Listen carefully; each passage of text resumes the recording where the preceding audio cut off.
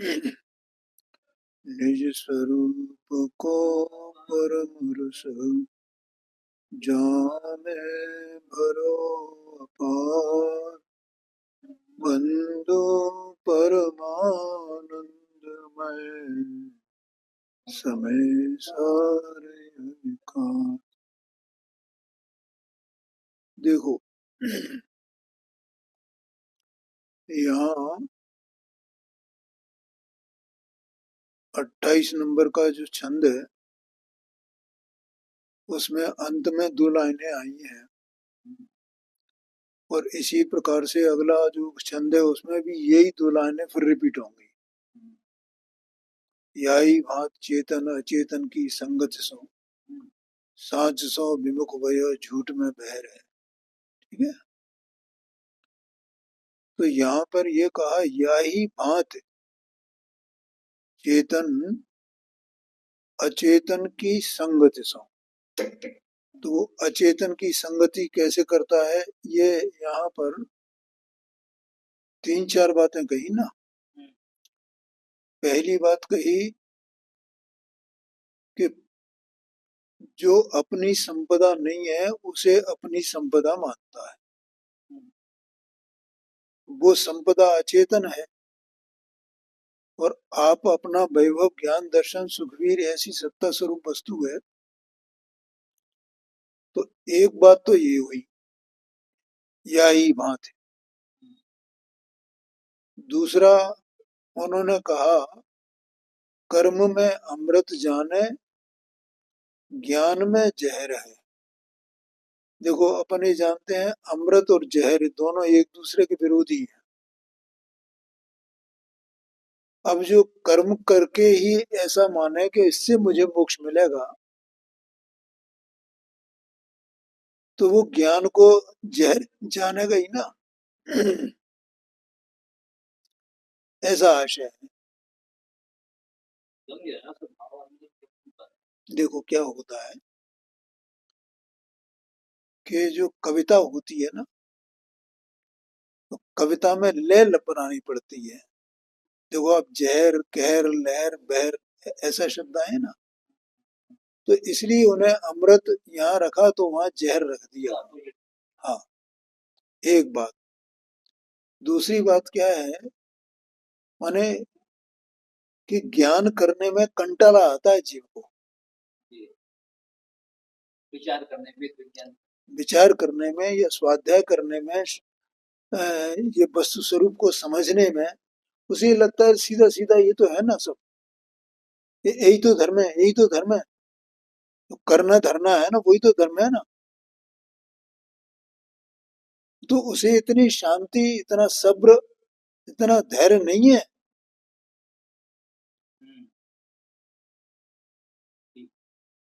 ठीक है, तो वो उसे कंटाला आता है। अब देखो आप अपन देखते हैं सामान्य सी बात है, कितने लोग मंदिर आते हैं और कितने लोग स्वाध्याय में बैठते हैं। ठीक है, और सुबह स्वाध्याय चलता है, ठीक है, अब शाम को कितने आते हैं, क्यों? इसका मतलब यही है ना, तो ज्ञान नहीं करना चाहते। जबकि शाम का जो व्याख्यान होता है उसमें भी कोई सुबह के अपेक्षा कोई कमी नहीं है।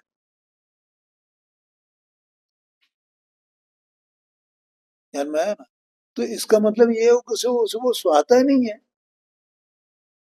इसलिए उसको जहर कहा। ज्ञानी को करने में मरण दिखाई देता है और ज्ञान में जीवन दिखाई देता है उसे। यहाँ उल्टा है, ऐसा आशय है। हाँ जी, ज्ञान में ही, क्योंकि आत्मा ज्ञान स्वरूप है ना, तो ज्ञान ज्ञान को जाने, तो ज्ञान को अपना जीवन मिला ना। अभी तो ये जी नहीं रहा है, अभी तो मृत है, ये मुर्दे के समान है। ये बात है, क्यों पर में एकत्व करके, मतलब बेहोशी की हालत जैसे अधमरा जैसा होता है, तो वैसी हालत है जीव की। अब मौका मिला है अपने ज्ञान को प्रकाशित करने का, प्रकट करने का, और ज्ञान का प्रकट होना मैंने ज्ञान ज्ञान को जाने, इससे ज्ञान प्रकट होता है, ज्ञान का भाव होता है। और उसी को कहते हैं ये जीवन मिला, ये जीवन मिला, ज्ञान जीवन है। तो दूसरा ये है, या ही भांत चेतन अचेतन की संगत हो, तो ये अचेतन की संगति। तीसरा है अपनो न रूप गए और ही सो आपो कहे, ये तीसरा है, या ही भांत चेतन। और चौथा है साता को समाधि असाता कहर है। कहर माने आपदा, आपत्ति, आफत आना।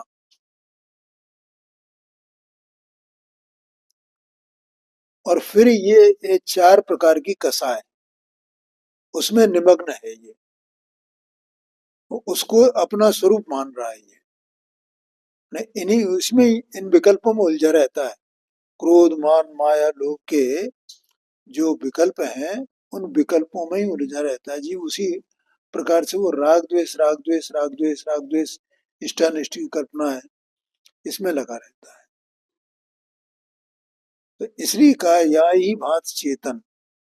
और ये सब अचेतन की संगति है, ये सब चीजें जो है ये अचेतन तत्व है, अनात्म तत्व है, कल जैसा मैंने बताया था। और इस प्रकार से सांच सौ विमुख भयो और जू झूठ में बहर है। बहर माने बहला हुआ है। हाँ,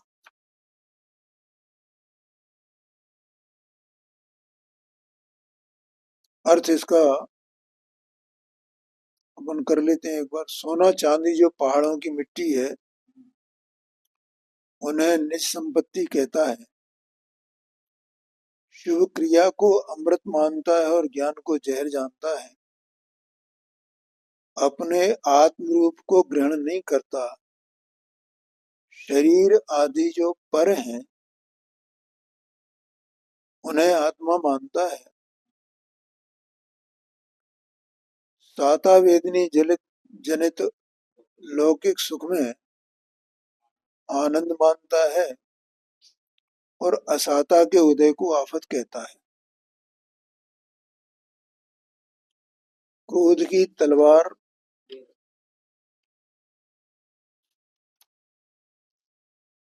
मान की शराब, माया की वक्रता और लोभ के चक्कर में पड़ा हुआ है। माने सत्ता स्वरूप वस्तु है ना, ये उसमें पड़ी हुई, उसमें निमग्न है ये। आया क्या नहीं आया क्या, वो ऐसे अपना स्वरूप नहीं दिखाई देता है।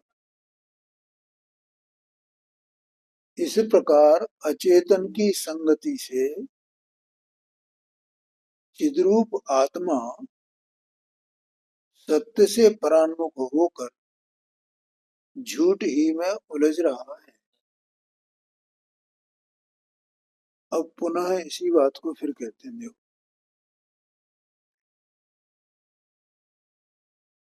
पहले अपन इसका पाठ करते हैं, वही छंद है।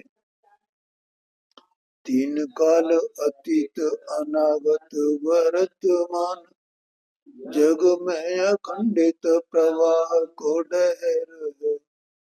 तासों कह यह मेरो दिन, यह मेरी रात, यह मेरी घर, यह मेरो ही पहर। केह को खजानो जोर, तासों कह मेरो गेह, जहाँ बसे तासों कह मेरो ही शहर है। यही बात चेतन की संगति, साच सब मुख वय। देखो काल का प्रवाह अनादि अनंत है, ठीक है। उस अनादि अनंत जो काल है, उस काल में ये भेद करता है। और वे रात दिन जो होते हैं, तो ये तो व्यवहार काल कहा जाता है। रात और दिन तो वास्तव में पुद्गल के परिणाम है। क्या कहा?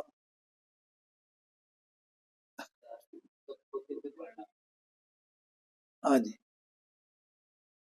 अपराध किसको कहते हो और दिन किसको कहते हो? बताओ। प्रकाश होता है तो वो दिन है, अंधकार रात। और अंधकार और प्रकाश ये किसके परिणाम है? उदगल के परिणाम।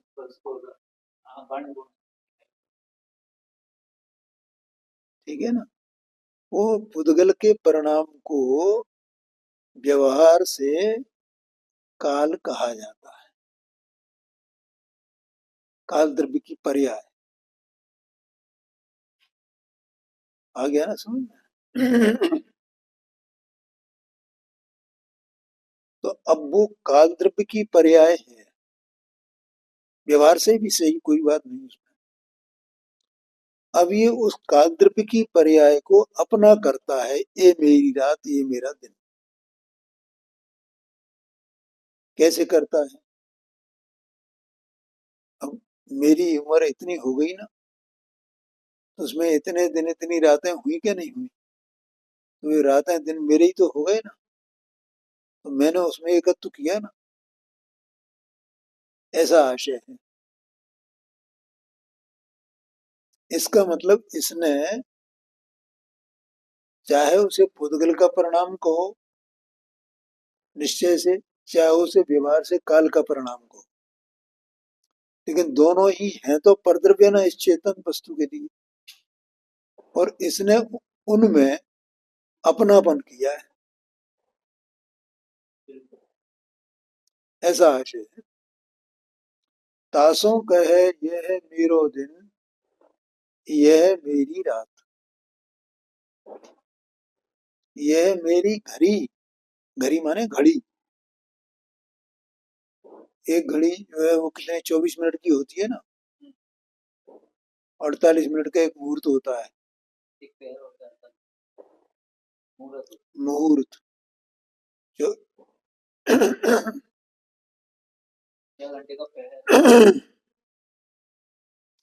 3 घंटे का। 24 घड़ी, वो 24 मिनट की एक घड़ी होती है, 48 दो घड़ी का एक मुहूर्त होता है।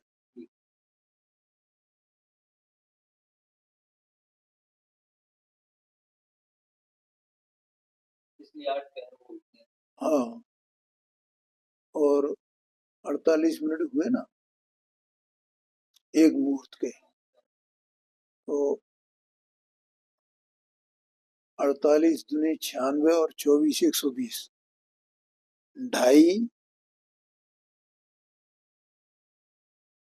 2.5 मुहूर्त का अथवा 5 घड़ी का एक पहर होता है। 3 घंटे 5 घड़ी के बराबर है? नहीं, 5 घड़ी के कैसे? 180 मिनट हुए ना, है? तो 12 डोड़े 18, 1.5 घंटा। हाँ ठीक है, तो 6 घड़ी हुए। नहीं 6 घड़ी, नहीं 6 घड़ी में तो 144 मिनट हुए ना, ये 180 मिनट हुए हैं। तो 144 और 36, 36 और होनी चाहिए, तो 1.5 घड़ी और होना चाहिए, तो 7.5 घड़ी होगा इसका मतलब। तीन तीन पहर में 7.5 घड़ी।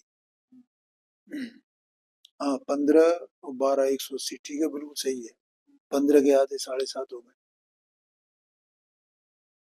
तो ये सब जो है, यहाँ तो ये बताना है कि ये उस काल को भी अपना करता है। देखो जैसे इसमें समय सारजी शास्त्र में 94 नंबर की गाथा है ये एक, और बंद अधिकार में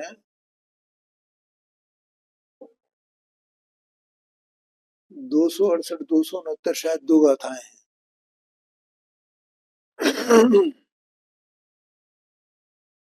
उसमें ये बताया है कि जो धर्म द्रव्य है ये जीव उसे अपना करता है, बताया है ना। 94 नंबर की गाथा कर्ता कर्म अधिकार की है। और बंद अधिकार में 268 269 दो गाथाएं एक साथ आई, शायद अलग अलग आई एक साथ आई। 269 नंबर की गाथा तो है।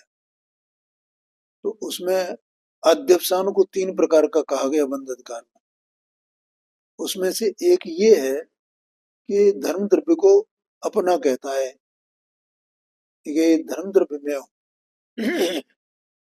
तो जैसे वहां धर्म द्रव्य को मैं कहा, या धर्म द्रव्य का विकल्प किया इसने कर्ता कर्म अधिकार में। माने क्या विकल्प करता है कि मैं इसे जानता हूं। क्या विकल्प किया इसने? मैं जानने वाला हूं ना, और मैं इसे जानता हूं। इसमें क्या हो गया? क्या इसने, इस चेतन वस्तु ने उससे अपना संबंध जोड़ दिया, क्योंकि ये मेरा ज्ञेय है, मैं इसका ज्ञायक हूं। तो तू ज्ञायक तेरे से है कि उसके कारण से है? बोलो भाई नवीन, बताओ।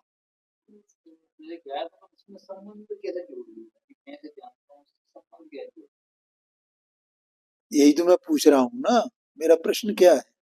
मैं इसे जानता हूँ, तो हाँ, संबंध क्या जोड़ना? क्या संबंध इसलिए जोड़ लिया ना, मैं जानने वाला स्वयं से ही हूं। क्या इसको जानने से मैं जानने वाला हूँ, इसके कारण से मैं जानने वाला हूँ। तो मैं अभी जानन स्वरूप हूं ना, इनके बिना भी। इन सब के बिना मैं जान स्वरूप अपने अपनी दम पर हूं कि मैं इसको जानता हूं, इसलिए मैं क्या हूं। बस तो दृष्टि कहाँ आनी चाहिए? अब इसने किसको किससे अपनी दृष्टि लगाई है? मैं इसको जानता हूं, मैं इसको जानता, माने वहां तो दृष्टांत लिया है एक एक द्रव्य का, और पूरा ऐसा लोकालोक को कहे तो मैं सारे लोकालोक को जानता हूं। पर तू जानता है वो अपने से जानता है कि इससे जानता है? इससे तेरा संबंध क्या है? संबंध जोड़ा है उसने।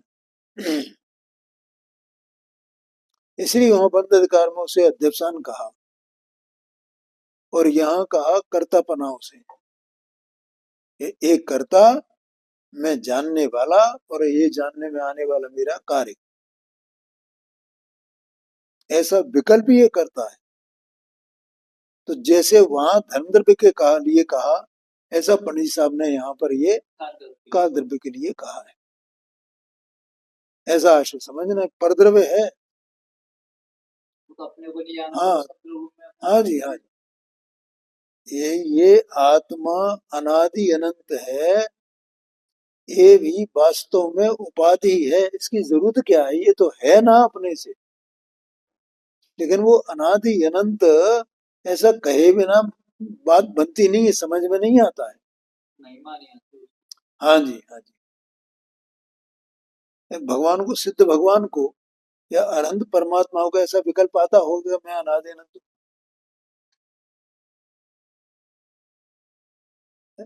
कि मैं अनंत काल ऐसा रहने वाला हूँ, ऐसा कोई विकल्प है ही नहीं वहां। तो वो सत्स्वरूप वस्तु बस अपने में ठहर गई है ना, बस इतना ही है। अब मैं सिद्ध हूँ ये भी विकल्प नहीं है, वो तो कोई रह गया जो मैं अरहंत हूँ ये भी विकल्प नहीं है। ये बात है। तो यह मेरी घड़ी, यह मेरो ही पैर है। 7:30 घड़ी का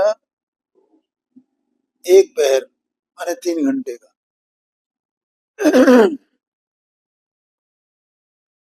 खे को खजानो जोरे, तासे कहे मेरो गे।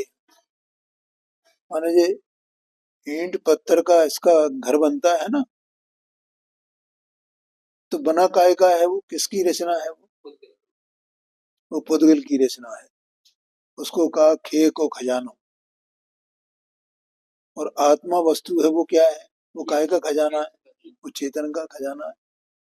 चेतन की रचना है। अब ये चेतन अपनी रचना को चेतना रूप तो देखता नहीं है और इसको कहता है ये मेरा घर है। ये बात है। खे को खजानो जोरे तासों कहे मेरो गे, जस जहां बसे तासों कहे मेरो ही शहर है। ये शहर मेरा ही है, ये देश मेरा है, ये प्रांत मेरा है, ये मोहल्ला मेरा है।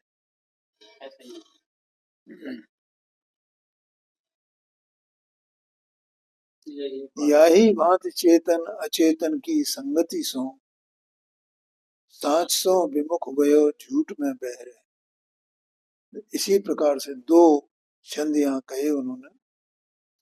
ये चेतना स्वरूप जो वस्तु है ये बिल्कुल निरालंब और अकेली वस्तु है। ये भजन है, चेतन तू त्यों काल अकेला, ऐसा बोलो। आध्यात्मिक भजन वो वाली किताब है ना, उसमें होगा ये, या दौलत राम जी का है, भागचंद जी का, इनका किसी का होगा। हाँ, चेतन तू त्यों काल अकेला, ऐसा है। आत्मा अकेला ही है, आत्मा अकेला ही है। अकेला माने कि बाहर का संग साथ नहीं है, इतना ही अर्थ नहीं है उसका। पर ये एक परमाणु भी मेरा नहीं है, इस चेतन का नहीं है, एक परमाणु भी। तो ये मकान कैसे हो सकता है, ये संपदा कैसे होती है, राजपाट कैसे हो सकता है इसका, प्रजा और राजा ये कैसे हो सकते हैं इसके, गुरु और शिष्य इसके कैसे हो सकते हैं। तो मैंने एक वो छंद भी सुना था, वो दोहा है ना उसका, दोहा पहाड़ का सुनाया है? हाँ, नवी तू पंडिव मुख नवी, नवी सुर नवी नीस, नवी गुरु कोई विशीष न, सब वही कम विशेष। ये सब कर्म की उपाधियां हैं। जो चेतन वस्तु अपने चेतना स्वभाव को जानता है और उसी को जिसने स्वीकार कर लिया, मैं इतना मात्र हूं, वो उस उपाधि को जानता है। उपाधि है, वो उस उपाधि का ज्ञाता है। उसकी दृष्टि करना उसे वो जहर समान है उपाधि। कहो गुरु है, शिष्य है, पंडित है, मूर्ख है, ये सब हो भली उपाधि, कोई बात नहीं, लेकिन मुझ में कहाँ है, मैं तो इनसे रहित हूँ।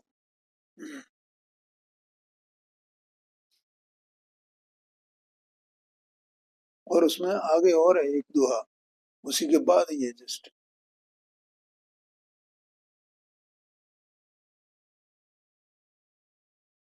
नवि तो ही कारण कज्जु नवि, नवि उत्तम नव निच्चु, सू सूर्य कायरु कोई नवि, नवि उत्तम नहीं, नवि सामी नवि भिक्षु, ऐसा करके हो। क्या मतलब है कि आत्मा जो है न कारण है न कार्य है। आकार कारण तो शक्ति है ना आत्मा की। और इसमें समय सारजी में भी टीका में, आत्मा किसी का कारण नहीं, किसी का कार्य नहीं। 73 नंबर की गाथा है कि 72 नंबर की गाथा, उसमें है ये। आत्मा कारण भी नहीं है और कार्य भी नहीं है। नवी तो हूँ कारण कज्जु नवी, कज्जु माने कार्य। नवी उत्तम नव निच्चु, न ऊंचा है न नीचा है। सूर्य कायर कोई भी नवी, हाँ, न कायर है न सूरवीर है। नवी साम्यु नवी भिक्षु, माने न तू स्वामी है, भिक्षु नहीं माने भृत्य, भृत्य माने सेवक, सेवक भी नहीं है, स्वामी भी नहीं है, कारण भी नहीं है, कार्य भी नहीं है, शूरवीर भी नहीं है, कार्य भी नहीं है, ऐसी है। ऐसी बिल्कुल निरालम भी एकदम सहज स्वरूप ऐसी वस्तु का है, ऐसी अनादिनंत वस्तु अंदर में विराजमान है। लेकिन ये उसको छोड़ करके या ही भांत चेतन अचेतन की संगति। अब ये सब कोई अपने को गुरु मानता है, तो कोई अपने को शिष्य मानता है, तो वही ये या ही भांत चेतन अचेतन, ये अचेतन की संगति है। उन उपाधियों में अपनापन देखना ये अचेतन की संगति है, क्योंकि वे उपाधियां तो सब कर्मोदय जन्य है, आत्मा के स्वभाव में नहीं है। आत्मा तो केवल चेतना चेतना चेतना चेतना चेतना चेतना चेतना चेतना मात्र है, ये बात है। देखो ये जो उपाधि से आत्मा को देखना, देखना मानो उसकी श्रद्धा करना, उसकी प्रतीति करना, वैसा मानना उसको, ऐसा समझना जैसे पानी को गर्म मानना, गर्म स्वभाव वाला। तो पानी तो गर्म स्वभाव वाला होता है, पानी तो गर्म माने विपरीत हो गया ना, नहीं आया क्या? क्योंकि पानी में गर्माई तो पानी की उपाधि है, पानी थोड़ी है वो, पानी का स्वभाव थोड़ी है। हाँ, ऐसे ये सब जैसे गुरु है, शिष्य है, मूर्ख है, ये है, फलाना है, ये भी सब कर्मोदयजन उपाधियां हैं। इसलिए ज्ञानी जीव बिल्कुल इससे एकदम इसके ज्ञाता रहते हैं, उनकी उपेक्षा वर्तती है उनको, उन्हें वो स्वाता नहीं है, अपना स्वभाव ही स्वाता है, ये बात है।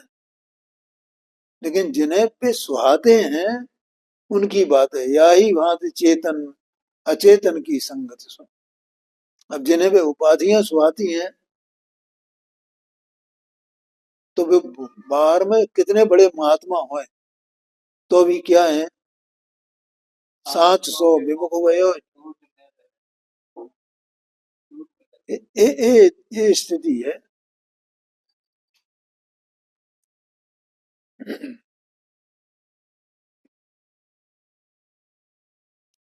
अब यहाँ सम्यक दृष्टि की, अब देखो ये अज्ञानी की बात हो गई, अब यहाँ सम्यक दृष्टि की बात करते हैं। अच्छा हाँ, अर्थ ले ले, ठीक है। अर्थ, संसार में भूत वर्तमान भविष्यत काल का धारा प्रवाह चक्र चल रहा है। देखो भूत वर्तमान भविष्यत, ये जो भेद की है ना, ये भेद सब व्यवहार है। काल तो एक प्रकार है, नियत वर्तना निष्दिन सो व्यवहार काल परमाना, ऐसा कहते हैं ना।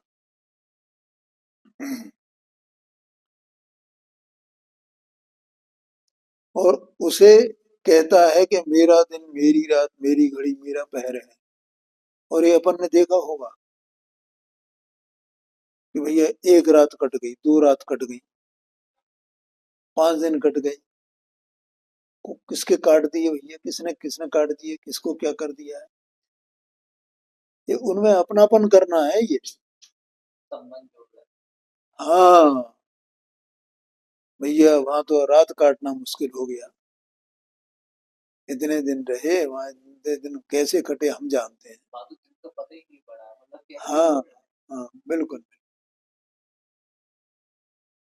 नहीं, कितना उसने इस जीव ने, ये तो चेतन वस्तु बिल्कुल निराला है, अकेला है, और इसने उन सब बाहरी पदार्थों को आत्मसात कर रखा है और अपने स्वभाव को भूला हुआ है।